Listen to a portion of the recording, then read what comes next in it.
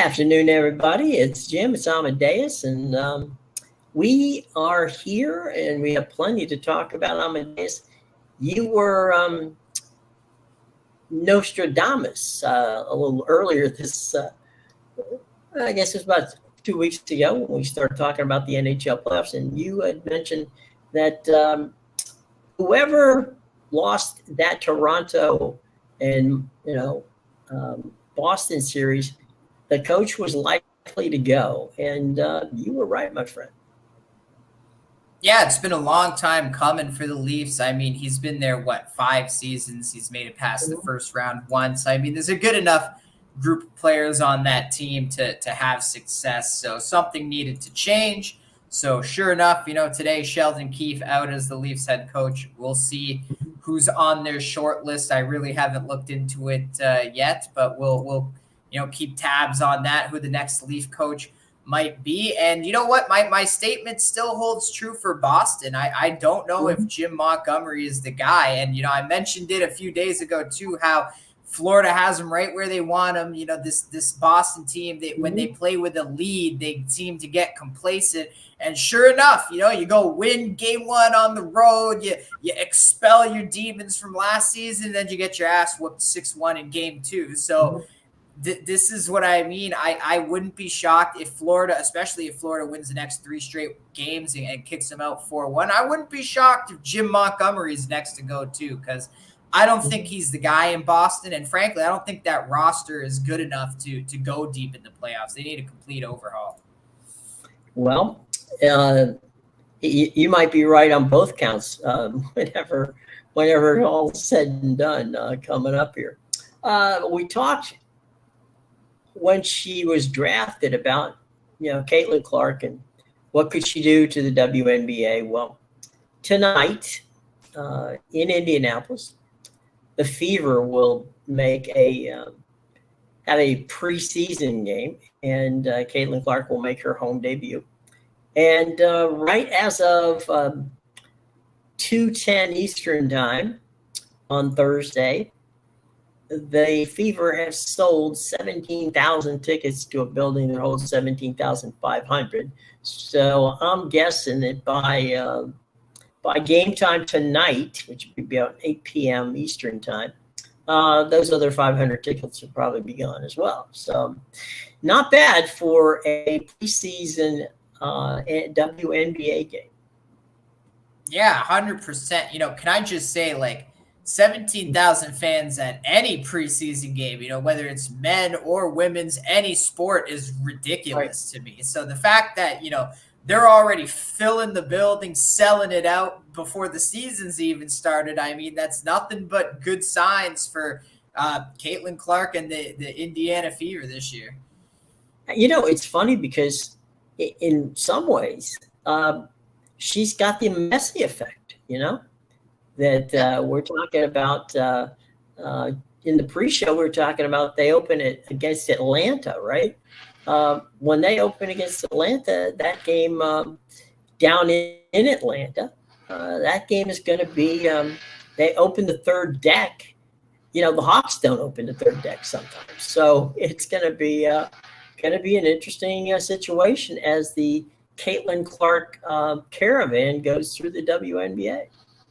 Yeah, it's going to be a drama-filled season, too, because it almost feels like it's Caitlin Clark versus the world. Every WNBA player seems to want to tear her down before the season starts. And, I don't get it. You're getting a generational talent that's bringing eyeballs to the sport. This is what you want. I don't know why you're trying to tear her down before she gets in the league. But, I wish nothing but the best for her. And, we'll see how the season unfolds this year in the WNBA.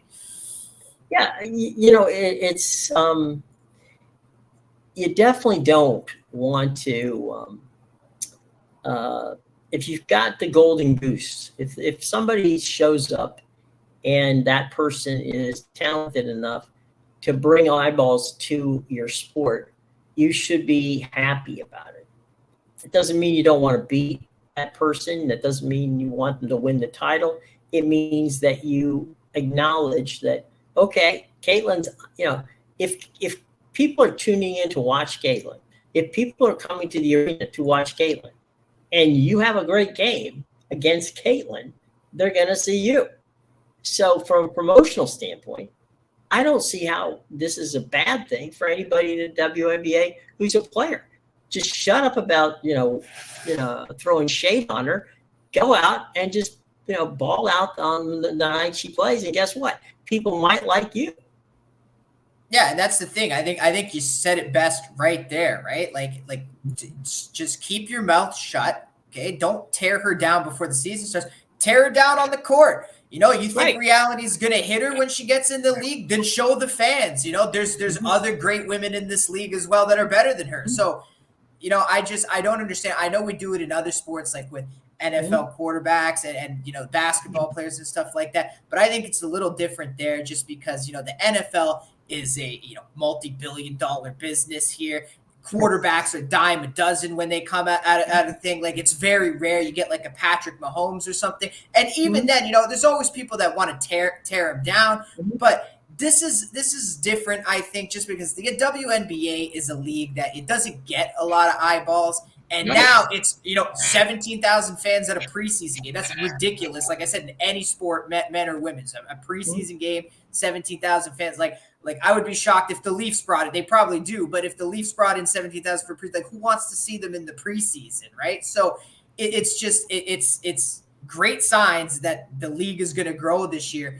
This is a different scenario. This isn't like, reality is going to hit you. No, this is, as you said, you got a golden goose that's going to bring eyeballs and nothing but promotion for everybody in the league. Just, keep your mouth shut and show it on the court. Let's, tear her down there. If you want to go and tear her down on the court, that's completely fine. Because then, as you said, Jim, the fans are going to say, hey, this Atlanta team, they got some good players too. And then maybe they fill up the building more on a night Indiana's not in town. And it ripples throughout the league. Well, the 17,000 people didn't drive from Indiana to come there. So, if you're in Atlanta and you see your team win and you see 2 or 3 outstanding players, you're going to want to go back and watch, the local team play again. So, look at what the Messi effect has done for the MLS. It's been good for the MLS. Yes, he sold out buildings, and yes, people wanted to go see him, but there are a lot more people who now understand, know, and watch the MLS than did before Messi was there. Yeah, exactly. And furthering the point of other eyeballs, there's more people now that go, hey, that Julian Gressel is pretty nasty. I know everybody's talking about Messi and Suarez, but maybe this guy's got it too. So absolutely, let's just see how it goes. Let her play your game, and go show me on the court you're better than her. There you go. Now across town, the Indiana Pacers, they got a beef, and they made some conversation. They lodged a complaint with the NBA, and you and I were talking about this prior to the show. I think they might have a little bit of a point here in their series of 2 games with the Knicks, having 78 calls against them in 2 games. Yeah, it's been an interesting series. Look, we've talked about it a bit here. It's very obvious with the teams that are in the Western Conference right now. There's no West Coast market, no LA teams or California teams, right? You getting all these, Minnesota, Denver, Oklahoma City, these more central Western teams. And look, it's bad ratings for the NBA. And it doesn't surprise me that they're trying to help the Knicks out because they want the Knicks Celtics. That's how they're going to make money from these NBA playoffs. You have 2 of the biggest, Eastern franchises in the playoffs, number 1 and number 2 seed on top of that. They want that matchup, and hell, they probably want it to go 7 games too. So I wouldn't be shocked if the Knicks get by the Pacers and you see some shenanigans against the Celtics to help the Knicks out. So it's going to be it's going to be fun. It's going to be fun. But I think if you're the Pacers, you got a legitimate beef. not every call has to go against you. But what's a mother to do? That's what they got right now. I know Rick Carlisle had a specific beef with it. He said it after the game, and his point was, small market teams deserve an equal shot is basically what he said. And again, that's alluding to the fact that it's so obvious they want Knicks and Celtics. They want the two big because it's the Eastern side. It's those two fan bases that are going to bring in the money that the West doesn't necessarily generate. I mean, there's a lot of young stars there, and a lot of people comparing Ant Edwards to Michael Jordan, but we're just not there yet. People don't know Minnesota's this great team that they've been building from last year. People don't know the Thunder. They think they just came out of nowhere. They've been building this team for 3 years. That they're still the third youngest roster in the NBA. So definitely, the Knicks Celtics for the NBA. That's their NBA Finals this year for Adam Silver. So, well, in the category of we were ahead of this game, Byron Scott, longtime Laker. Everybody knows Byron. Byron was a player on the Showtime version of the Lakers. Came out yesterday and said, it wouldn't be a bad idea to make LeBron the player coach of the Lakers. And maybe they should ponder that. So it's out there now. It's ruminating, and we're going to find out if it happens. But the opportunity of LeBron James as a player coach is something that Byron Scott says, you know what? We should take a look at that. Well, you know what, Jim? I would love to see it. I really do want to see it because I want to see when the Lakers miss the playoffs next year. What do they do then? Do they fire LeBron? Does LeBron fire himself? Like, what happens then when you realize you are the root of the problem? I just wonder if he's going to yell at himself. I say let's go for it. It's like multiple personalities, right? It's like he's yelling at himself, And is he going to take himself out of the game? If they're willing to do that, guarantee, lock it in. Bronny James getting drafted by the Lakers. If LeBron is going to be a player coach, I know you mentioned it's been done before, but not often. What but you said? You said it was Bill Russell who was the player coach. The guy played in the 50s. So 50s, 60s, yeah. The Russell thing was when Brett Auerbach decided to move to general manager, and Russ was in his final days of playing, right? He said to Russ, this is going to be your last year. You're going to be the coach. It was a fait accompli that Russ was going to succeed Auerbach as the head coach. And so I said, look, you're going to do it anyway, so you're not going to play. And that was the thing. Russ wasn't playing the minutes then. So it's like, okay, you're only in the game for maybe 10 minutes out of the entire game. So why don't you play and coach? And so Russ did that. So, but then again, that was back in the 60s, and the game was a totally different game then. Completely. And so, I don't even think the 3-point line didn't even exist back then, right? So that came in the 70s, didn't it? The 3-point line didn't come until they stole it from the ABA. So that was like the NFL does with the spring leagues these days. Oh yeah, no, they stole that from the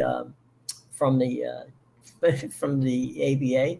The Indiana Pacers that we talked about, they were an ABA team. The San Antonio Spurs were an ABA team.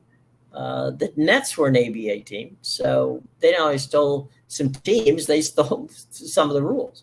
So there was no 3-point shot in the NBA until they merged with the ABA, and so that was that situation. But there was talk about Larry Bird doing it in Indiana. It didn't work. I mean, they didn't do it. So from that standpoint, but no, this would be a generational thing because, as I said before, that was back when when when he was on, the back nine of his career, it was one more year before he was going to retire, and he knew. I mean, he had made mention that he was going to retire, so it was just a transitional thing. And he was for all intents and purposes, he knew how to coach it anyway.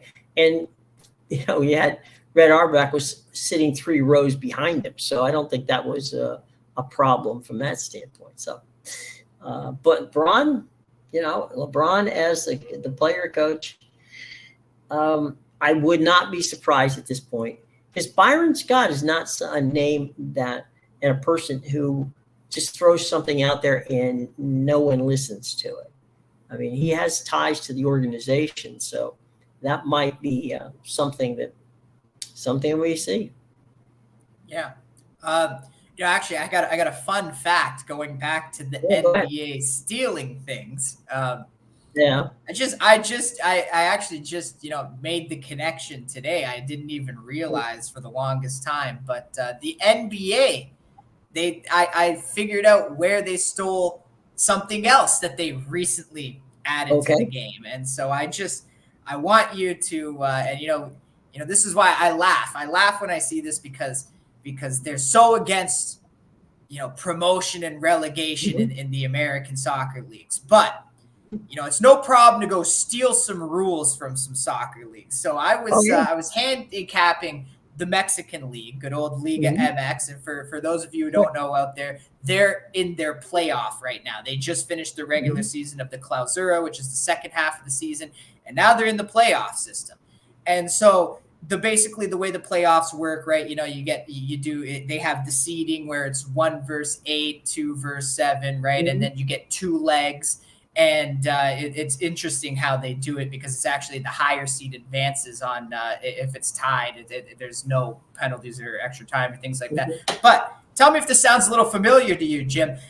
The way the Mexican League works, the playoff system, the top 6 teams in the league get the top 6 seeds. Then the teams that finish 7, 8, 9, and 10 get play-in spots. 7 and 8 play each other for the 7th seed in the Mexican League playoffs. The loser of that match plays the winner of the 9th, 10th seed in the winner of that game. And then so the winner of, the loser of 7, 8 and the winner of 9, 10 gets the 8th seed in the Mexican playoffs. Does that sound familiar to you? Yeah, it kind of does, doesn't it? Yeah, just a little bit, right? Well, there's no original ideas when it comes to the NBA. So there you go. For anybody that doesn't know it out there, the NBA stole the play-in format for the playoffs from the Mexican Soccer League, Liga MX. So, promotion and relegation is a hell no. No, that's not going to happen. There's another one, and that is that right now, the Bears, and this is something you could let us know, because this is something Caleb Williams. The whole thing from that standpoint is saying their ceiling is as high as he excels.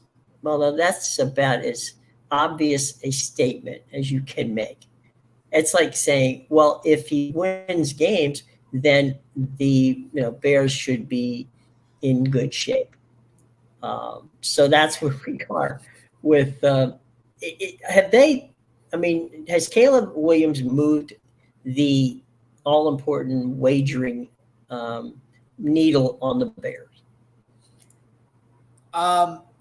I don't think so, personally. I know some handicappers who, hated Justin Fields, thought it was the right move to get rid of him and thing. I know a ton that agreed with me on you wasted an opportunity to stock up with all the draft picks you had. You didn't need to waste a pick on a quarterback. So this is what I'll do right now is I'm going to check the win total for Chicago. And we'll see if we'll see how many games Vegas really thinks this team is going to win this year. So let's see, regular season wins. The Chicago Bears are getting way too much respect, in my opinion. I don't even know.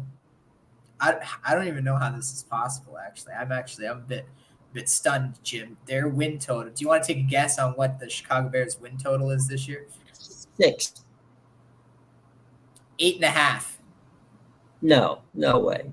No, I'm not lying. Someone maybe correct me if I'm wrong, but I'm staring odds courtesy of Bet365. The Chicago Bears over 8.5 is -150. It's juiced, so they actually think they're going to win 9 games this season. The Chicago Bears is a 9-win team according to Bet365. all right. In their conference, they play the Lions twice. They play the Packers twice. They play Minnesota twice. Suddenly, they're going to be better than. Now, I'll give them credit that they've improved on the defensive side of the ball. Okay. But not to the point where they're going to have to, if that's the case, they're going to have to at least split with some of the top 2 teams in the conference, in the division, which would be the Lions and the Packers. And there's no way that's going to happen. And so I'm glad you bring that up, because we got the Bears at 8.5. We have the Lions, who, very good team, actually one of the best teams in the NFC. They're at 10.5 wins, and the aforementioned Packers there, who also went to the playoffs, at 9.5 wins. So according to Bet365, 1 win more than. Okay, yeah. So, but that's not my point. My point is there's going to be 3 teams above 500 in the NFC North. Oh, and by the way, the Vikings with their new quarterback have a 6.5 win total. So they might not be trash apparently either. So something doesn't add up here. There's too many teams expected to have winning records in that division. They're not the AFC North. Okay, it's not the AFC North, where they do usually have that. I don't. I'm a bit flummoxed there. 8.5, man. That's. Yeah, whoa. I was shocked when I saw it myself. I was like, this can't be right. But and like I said, it's juiced. Yeah, it's -150 to the over 8.5, which means really like another book probably has a 9, probably has the flat 9. Ridiculous, completely ridiculous. I wouldn't. That's not just free play for everybody listening. Take under 9 games for the Chicago Bears this season. There's your NFL regular season win total free play, courtesy of Jim and Amadeus. Under 9 for the Bears. It's one of those things where get you that say, 9. What do? You say this is your play for the month? Well, this is your NFL under for the year. Do this total of the year right here on the wins total under 9, and like I said, it's -150 for the over 8.5 and +120 for the other. So there's 9s out there. You find a 9 and you take the under 9. Quick. Worst case, you push. Worst case, they'd have to go 500 for you to push. Oh man. All right, that's crazy. Speaking of crazy, and the Cardinals are 6.5. Just wanted to throw that out there. My Cardinals are 6.5. Oh. Anyway, let's take a look at the Dennis Dodd put out as he put it, and he's right, the way too early CFP seedings for the 12 teams that would make it to the college, playoffs this year. He's got the Georgia Bulldogs at the top spot, followed by Ohio State. Surprise team, I'm not surprised they're in there. I'm surprised that Dennis has them at 3, is Utah. There you go. We like Utah, but he's got them at 3. He's got Clemson at 4, might be a little high. Oregon at 5, Texas at 6, Bama at 7, might be a high. Ole Miss at 8, Missouri at 9. Boy, thinking Missouri's going to have a good year. Notre Dame, of course, they have to be in there. So Notre Dame is contractually obligated to put them in there. And Penn State at 11. and Boise State as the team that makes it in from the non-power conferences. So interesting stuff from Dennis out there. As expected, most of that list is either an SEC team or a Big Ten team. Trying to see, Utah is now a Big 12 team. Notre Dame's an Indy, and Boise State. So only 3 out of 12 are not either SEC or Big Ten. So there you go. Early on. Way too early, Dennis.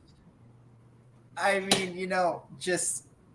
it's not 2017 anymore. Like, newsflash, Clemson's over. Clemson is done. There's people that are still like hanging on hope from 5 years ago that, Dabo's going to turn things around. Clemson's over. They're done. Yeah, stick a fork in them. I'm surprised. Texas could be even higher on that list if the players they have who have the talent to do it play through that. Texas could be really good. I just have no feel. And look, Alabama could be at the top of this list. I have no idea how Alabama and DeBoer how that's going to work. It could be a home run, or it could be a total disaster. Yeah, I mean, obviously, DeBoer went to the national championship last year, so he shows that he can do it. But I totally agree. Like, Alabama, I think when Saban left, all the good players, started jumping ship. Bye, coach. It's going to be tough to recreate that because a lot of them probably just, headed across the conference to Georgia over there. I was going to say Kirby Smart. I mean, Alabama and Georgia are next to each other, so it's not a distance-wise, it's not a tough car ride. And Kirby Smart knows them all. So yeah, I think I drafted you, or I recruited you 4 years ago. I'm glad to see you back. Or you chose them over me. Now, really, that the choice you wanted to make? Yeah, Kirby Smart definitely. I just, when an icon walks away from a program, normally, regardless of how good the coach is that comes in to replace him, it normally doesn't work, even at Alabama. So we'll have to see how that goes. As I say, they could end up being the top team in the country because they certainly have the talent to do it. But I don't know why, but Ole Miss with Lane Kiffin I just have this feeling that he's going to cause a little grief in that side of the bracket over in the West. I could be wrong there. Missouri has played really well recently, but I don't know. I think Dennis. I'm not sure what Dennis had for lunch when he put this together, but I'll have to ask him. It's Penn State keeps showing up, and you and I keep saying when. By the way, Michigan's not even in this list. Man, they got some tough games on their schedule. But yep, that's Dennis's list. Not necessarily sold on that, but what are you gonna do? We bring it to you as an informational purposes only. And we will have plenty more to bring to you because they don't play a football game for another 5 months or 4 months. So don't worry about it. But we thought it would be interesting. So we'll see how that goes out. So let's talk a little bit about yesterday's Champions League semifinal, which puts an Italian team in the final against the German team in London. Not an Italian, Spanish team. Oh, Spanish. Yeah. Oh, that's right. Yes. which is but near Italy, but not. Yeah. Yeah, but funny actually. Going back to the Italian teams is Fiorentina yesterday in the Conference League punched their ticket to the Conference League final, and Atalanta has a chance to punch their ticket to the Europa League final today. And if they do so, it's just I find that funny because Fiorentina lost the Conference League final last year, and it was Roma was the Italian team in the Europa League final. They lost, and Inter Milan was in the Champions League final against Man City, and they lost last year. So they're actually last year there was an Italian team in all three, the Champions League, Europa League, and the Conference League final, and all three Italian teams lost. And if you even want to, just you lump UEFA all together, the international team, Italy, in the UEFA Nations League, they won in the semifinals and then lost in the finals of the UEFA Nations League, I believe, to Spain. So they came, they played bridesmaid hard last year in about every competition they could for those Italian teams. So just a little funny fun fact. But yeah, going back to the Champions League yesterday, I mean, I did call it on the show. I said I was hoping Bayern would win because obviously, I had them to win the Champions League from the round of 16. But I did say, seeing Dortmund go through, didn't love the chances with Bayern. I just didn't think they were going to have two German teams in there again. And sure enough, we're getting Real Madrid, Dortmund. And, funny enough, the last time that the final was in London, I believe it was 12 or 14 years ago, something like 2012 or 2014. But the last time the Champions League final was in London, the final was Dortmund versus Bayern Munich. So we were almost, at that rematch. And hey, look, all credit to Real Madrid. They deserved to win that game. Bayern, they tried to catch them late with the goal there. And then that was the problem, though. They scored that goal and they packed up shop like Tuchel likes to do. And he just doesn't have the players there for his defensive system. Like he won the Champions League over at Chelsea. He had the players to suffocate you in every game and not let you score. Bayern doesn't have that defense. They gave up 2 goals in every away match, their last 6 coming into that one. So they weren't going to keep Real Madrid off the board. How they did for 87 minutes was impressive enough as it was. But as soon as they scored the go-ahead goal, 10 minutes, they couldn't absorb the pressure. Real Madrid came after them, and they scored 2 goals in 3 minutes. So it was a well-deserved win by Real Madrid. The one thing I will say, there were no real, shenanigans to get Real Madrid the lead. But once they had the lead, there was a few calls by the ref where, it was probably offside. There was also a goal scored by Bayern. And look, it was offside in my opinion. I haven't seen the lines, but looking just rough eye to eye, he was probably slightly offside by a shoulder for sure. That being said, you don't blow the whistle in that situation. Absolute atrocity by the referee. Guy's a complete dumbass for doing that. It's in the rules. You play if it looks close, you don't call the offside and especially blow the whistle. Maybe put the flag up, but you don't blow the whistle and blow it dead because let's say that Bayern player was onside. That's a 2-2 match if the ref doesn't blow the whistle. So look, well-deserved win by Real Madrid. There were some shenanigans with the ref. He did it. It wasn't just that one play. There was another instant. Bayern didn't score on it, but there was another instance where they blew the whistle early for an offside that was very tight. You're not supposed to do that. So I addressed the controversy, but Real Madrid belongs in the final. They won the game fair and square. And like I said, the Bayern play was probably offside. If that play continues, he's probably offside and the goal is disallowed. But I'm just saying, this is why we have so much complaints about the reffing and the VAR in football in Europe, because we don't want to see that. It says in the rules you play until the play is dead. If it's close, you don't blow a play dead for what could have been onside, and now you've taken a scoring chance away. So just, it's bad. I expect nothing less than bad reffing from UEFA. So it doesn't surprise me. And there you go. You got it. It's last night, something happened that doesn't happen often. I did watch the Nationals and the Orioles play. The Nationals came into the inning down 3-1, tied the game, sent it into extra innings. The Orioles scored 2 runs in the 10th inning, the Nationals came back and tied it, 2 runs in the 10th inning. The Orioles scored 2 runs in the 11th inning. The Nationals score 1 run and have runners at second and third with 2 outs. And the guy hits the ball, got a little bit under it. He got his pitch, sent it to dead center field on the edge of the, on the track at the edge by the fence, reaches up, catches the ball. Game is over, 7-6 in a game that, it's not often you see teams. I mean, 1 run, okay, you got the ghost runner, right? But scoring 2 runs twice is crazy, and it was a fun game to watch.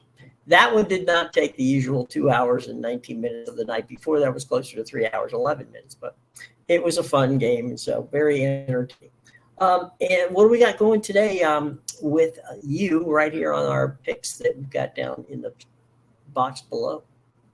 Yeah, make sure you check out my premium picks at bigal.com, pickadvisor.com, and the insidersroom.com. The links in the description below. I'm coming off a 9-3-1 day, including 7-3-1 on the pitch, 2-0 in baseball, and I went a perfect 7-0 with sides. All just like money line or spread sides in all my games yesterday. So definitely coming off a hot day. Make sure you check out my picks today. I got my Europa League game of the year. Starts at 3:00 in 15 minutes. So go get that. I also have a play on the Conference League if you want to check that out. And I have a ton of soccer, for tonight as well. If you need that late night action on the pitch, I got ton of Copa Libertadores and Copa Sudamericana. Coming off a good night last night with that, and I have some plays in Liga MX playoffs. I went 2-0 last night, so make sure you check those out. All right, everybody. Hope that you get the opportunity to check that the links below, and be sure to check them. Not just when we're on, but whenever you get an opportunity. It's well worth going back and checking them out. Okay? All right. Cool. All right. We will be back tomorrow, and there's all kinds of crazy going on over the weekend. There'll be baseball. There'll be hockey. There'll be basketball. We'll probably get to see that the entire state of Indiana has gone to see Caitlin Clark play somewhere at some time. Maybe they'll start playing in the out at Bloomington in the University of Indiana's football stadium, because they can't fill that for a game. So maybe they can fill it for a basketball game. And we'll see how that plays out. Should be fun. Until then, for Amedeus, I'm Jim. We'll see you tomorrow, guys.